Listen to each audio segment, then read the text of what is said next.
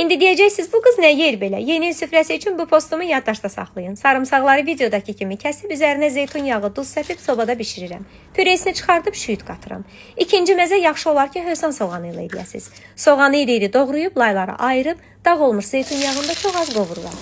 Üzərinə ədviyyatlar və özüm hazırladığım nar şarab gəzdirib altın söndürürəm. Çalışın soğan xırçıltılı qalsın. Üçüncü məzə kapya bibərini közləyib, təmizləyib yeməkeşlə xırdalayıram. Qoz, sarımsaq, zeytun yağı qatıram. Bu mənim ən sevdiyim məzələrdəndir. Qatqısız və təbii süddən hazırlandığına görə süzmə və şor seçimimi savdan eləyirəm. Doğradığım ispanaq və şüyüdə şor və biraz da pendir qatıb, yufka lavaşlarında bükmələr eləyirəm. Bükmələrin ağzını su ilə bağlayıram ki, yağda açılmasın. Günəbaxan yağında nar kimi qızardıram. Bütün məzə əsaslarını hazırladıqdan sonra keçirəm təqdimata.